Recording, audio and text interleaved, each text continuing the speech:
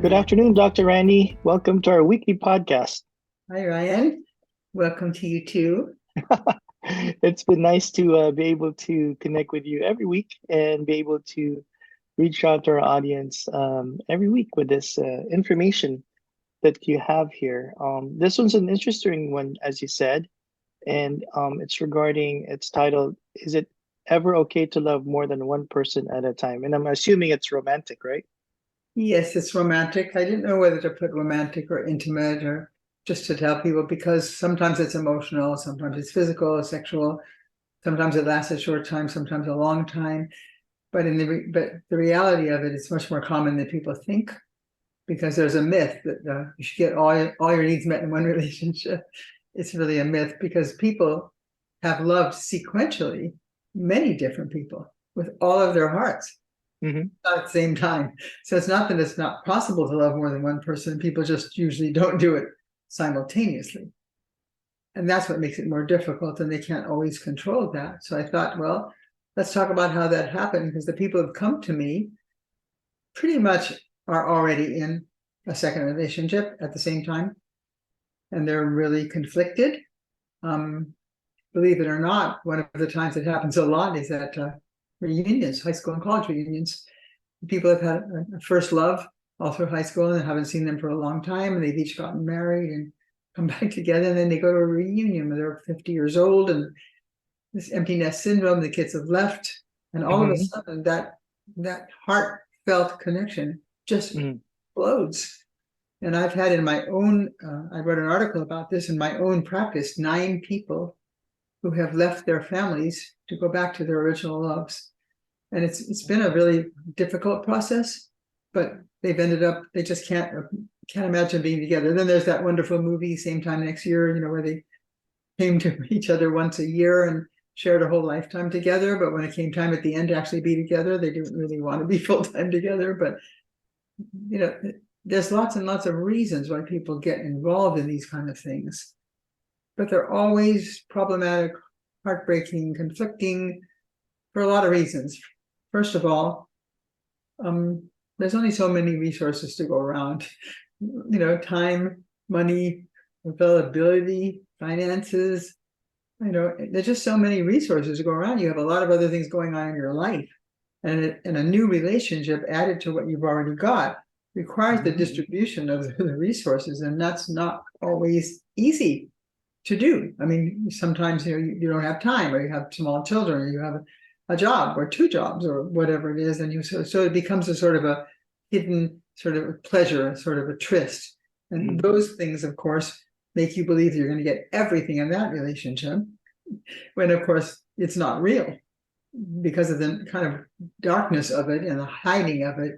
It takes on a special kind of a quality that can make the relationship you're in not seem as good.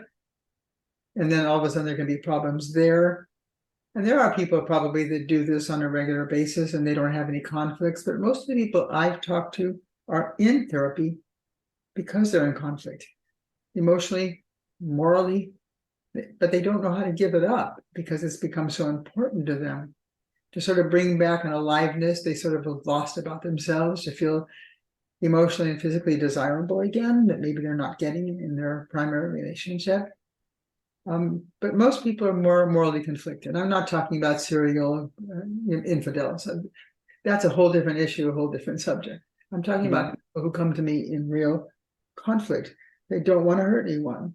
They don't want to lose either one. And they're afraid if it comes to the fore and everybody finds out about it, they're also afraid of being judged, by family members or by other people or by families, by churches, by other things, if it ever comes to light. But they're caught in this incredibly difficult experience of how do I give this up, and will I be unhappy? And very often the other person's also in a relationship, and that person may or not, he or she may not want to be able to give up their relationship either. We had for a while, and it's still really active, a sort of a site called Ashley Madison, where people were just hooking up sexually with people that are also married and hoping they could get that, kind of energy somewhere else. And they mostly, all of them backfired because people are territorial, and they, for all the reasons you can possibly imagine. So we need to really challenge the myth. Can you get all your needs met in one relationship? Absolutely not. what matters is priorities. You have to look at what needs are crucial and what needs can you let go of, and what needs can you negotiate for. You have to be able to talk to the person you're with about how do we take what we have and not lose it by prioritizing the needs and make it important for us to either be there for each other or learn to let go, or learn a new way of transforming into a new kind of relationship. So we bring energy and joy and spice and excitement back into the relationship we have.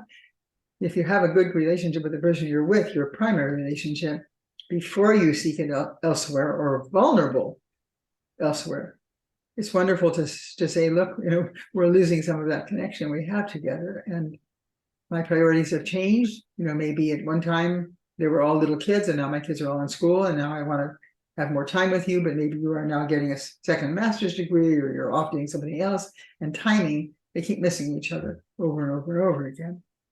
So that's an important theme to challenge. There is not one person ever in your life who's going to meet all your needs. And so that's always should be an open question in every quality relationship. Culture plays a part too. It was very often thought and admitted and accepted in European countries that men would always have a mistress. Nobody talked about it as long as you didn't have children and didn't give too much of your resources away and took really good care of your family. That was okay. Well, women were also having relationships as well, but they didn't talk about those. But they were sort of relationships to sustain emotional connection, to maybe have better sex. But it was in a kind of accepted, hushed, not talked about way of being. So in this culture that we live in the United States, that is not accepted in the same way it has been at other times and places or in other cultures. Also, we have something called polygamous relationships. We have in every city in this country, people to go with a partner. They have to bring a partner, and then they exchange sexual favors with other people, and they're all very open about it. There is polygamy in religion, but it's usually only one way. So the man gets to have a number of women. Usually there are not any polygamous relationships with the women. He gets to have many men, but women have just as much desire to taste different types of men as men do with women. But religion forbids that because women are supposed to be the vessels from which children come, so pure and whatever, all that kind of stuff is talked about. In the new generation, people are not so binary and are more open to multiple relationships that are talked about. But we're not talking about that. We're talking about people in established relationships who all of a sudden find themselves in a triangle and are in difficult pain about that. And some people have had open marriages, but they've never worked because people get jealous. Even in polygamous environments, when I've talked to people in it, sometimes one person will want one person who wants someone else. And so whenever you get into these triangles, you're always going to have to bargain with instability. There's no possible way to predict a one-on-one relationship either, but in triangles, they're very, very shaky. They're very unstable. The drain on the resources I talked about, one relationship takes precedent. They're just not going to sustain, not over a long period of time. They're just not, in my experience of so many years on this planet and so many thousands of hours, they generally tend to fall apart. And that's very sad because then sometimes a lot of people get hurt in that process, or they'll lose their primary relationship, which they never wanted to lose. And that may have children, that may have family, that may have judgments from other people. You're always taking that terrible risk. So I've asked the people who've come to me, why did you do this? What got you going? What made you choose this very, very unstable path with so many potential risks, potential heartbreaks, potential losses? What happened to you? So I put together kind of a few, maybe 6, the most common things that people have told me for years, because I've been dealing with this for decades. Maybe we're a little different, maybe society's a little different, but this particular issue has never gone away. So the first thing people tell me is, my needs just wouldn't go away. I became more and more vulnerable. Maybe my husband or wife was busy with the kids or busy with a job or whatever it is, and I kept coming to that person over and over, please, please, please, I'm hurting here, I'm empty, I feel lonely, I need this. And for whatever reason, that other person couldn't hear them. It was bad timing, as I said. They didn't have the resources. whatever happened, those pleas went unheard. And the needs built and built and built and built and built. So they would turn it away, turn it away, turn it away. And finally they met somebody. Maybe they were just talking to them. Maybe they were just online, just having conversations and trying to do things that weren't really cheating, but somehow fulfilled what they needed and wanted. But it was a slippery slope. All of a sudden, well, why don't we just meet for coffee? We can talk more openly that way. And then they find out that one person is vulnerable, the other person may be too, or maybe predatory, who knows? But they meet for coffee, and all of a sudden there's chemistry, and that person just explodes inside and just cannot stop. They feel they have to do it, and now they're involved. That could be a 1 or 2 night stand. And then do I tell the person, are they going to find out? It could last for weeks and months. Sometimes I've known people who have kept somebody on the side for years and managed to make that work a little bit, but it's never the same as what a true quality relationship requires, which is, absolute authenticity and openness. So the second reason would be, and this is said often, I thought maybe if I got involved with somebody else and got those other needs met, it would enhance my primary relationship. I wouldn't be so hungry. I wouldn't be coming home and making demands. I wouldn't be angry all the time. I wouldn't be demanding. I'd be a nicer person. And interestingly enough, that often happens at the beginning. When a person feels that they're fulfilled, they're full of life again, they feel beautiful, handsome, wanted, desired, sometimes they make a better partner in their current relationship, but only for a while. Because over time, if that other relationship is really fulfilling you, they begin to look at the things that are wrong in their primary relationship with more criticism and more negativity. Mm-hmm. So they start out, sometimes it really does work for a few weeks, a few months. Their primary relationship benefits by it. And maybe the partner will say, wow, you are really sexy these days, or you seem to be really more alive. I'm really happy to be with, because they're not denying that sexuality or that closeness to their current partner. It's not like they're having an affair and shutting that other person out. So the other person doesn't have any idea that anything's going on, just that things are so much better. So they don't question, they don't challenge, they don't go beyond. So another reason would be that people were just flirting. There are people who are just basic flirts. They flirt with old people, they flirt with babies, they flirt with men and women. They just flirt a lot wherever they go. Now, of course, if alcohol or drugs are added to this process, the flirtation can get more out of line. But they just flirt, and all of a sudden they're flirting with somebody who's flirting back, and something gets just gets triggered. It's all of a sudden, whoa, this feels really good. Most people in a primary relationship will say, I got to stay away from that person. Or maybe the other partner will see it happening and say, you need to stay away from that guy or that woman, because I don't like what's happening here. And maybe they'll bring it back to the original relationship. They'll talk about it, and maybe they'll let it go. But if it's not stopped, and then all of a sudden they see that person again, that can happen at work.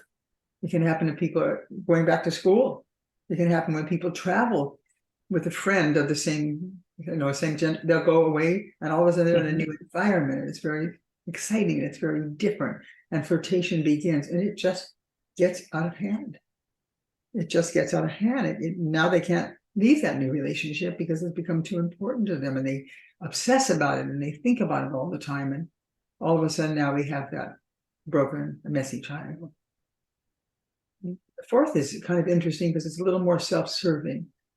If a person's insecure in a relationship, doesn't know that other person's going to leave them, also is not getting what they want, but kind of frightened that the relationship is failing, and no matter what they can do, they're not able to stop it. They just feel more secure with a backup.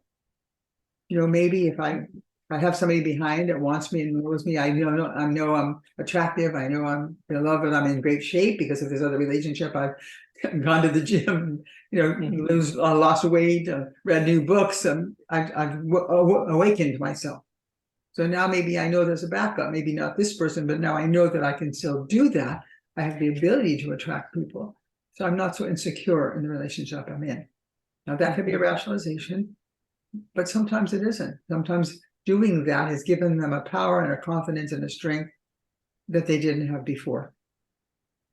Then there's the other way. There are people who try to be good. They're just people pleasers. They put themselves aside. They martyr themselves. They put up with stuff they should never put up with. They don't get their needs met. They get a kind of identity of being noble in a relationship. And all of a sudden they go to something like Est or Landmark, where one of the things you have to do in Landmark is you have to come dressed as opposite from who you are. So if you're a really good girl, you have to come dressed as a prostitute, just so people can get the dark side out, whatever that dark side is out that Jung talked about. Let's get that out and see how that makes you feel acting out. Well, sometimes a person has just had it being good. They've been good, and they just want to be naughty. They want to do something that against every taboo, against everything they've ever done, because they want to break out of the limitations that are destroying their life force.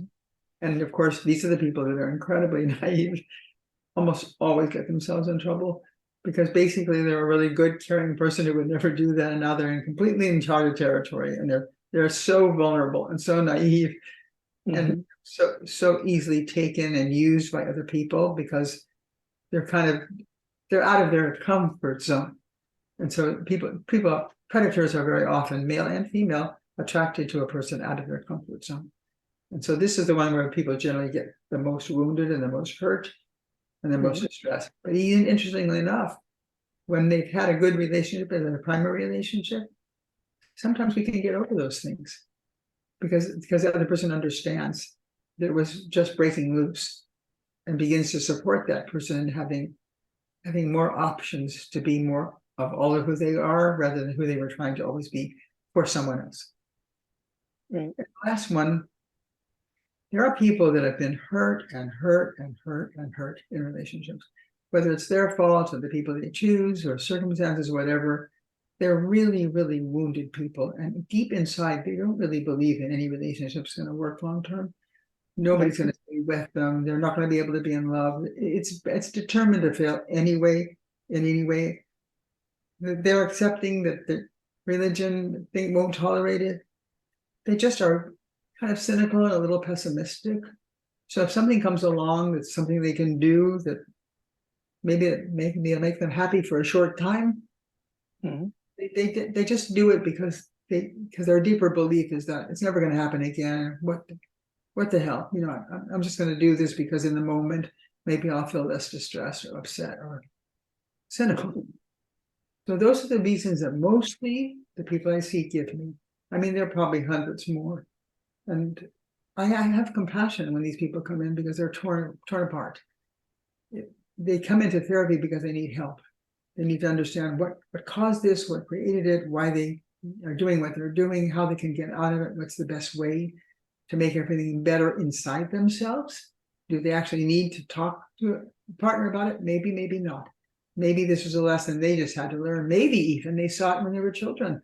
And they saw a father or a mother or whatever doing the same thing, and then there would be terrible fights between the parents, and so they determined never to do that to someone else, and then they find themselves in the same kind of patterns, and then they're heartsick that all of a sudden it's intergenerational and they're doing the same thing. It can change all that trauma as well. So does that make sense what I'm trying to? Well, I think people always remember their first love, right? Yeah. And those are, like you mentioned earlier, either high school or college sweetheart. Oh, see, when kids love, when young people come into my office, they literally look like tumors growing out of each other. They are so wrapped in one another, and they tell each other everything, and they share every secret. They're just not formed, but the love is real. To call something puppy love is really stupid. They are absolutely 1000% would take a bullet for each other. It's a Romeo and Juliet. You see this beauty in your office, and they're not mature. They're going to change, but you cannot deny the beauty of that love. So when they meet up again, they may be 30 years old or whatever it is, but that heart-to-heart connection has never gone away. That's amazing. It definitely relates to me and a lot of people because we all had that relationships in the past, and now this is the kind of thing that may only apply to a smaller group of people, but to those people, understanding this is so important. Right? It's so important, and it can help. It'll determine your. I think it determines your. Ahead of time, they can talk to each other about it. Have you ever wanted to be with someone else?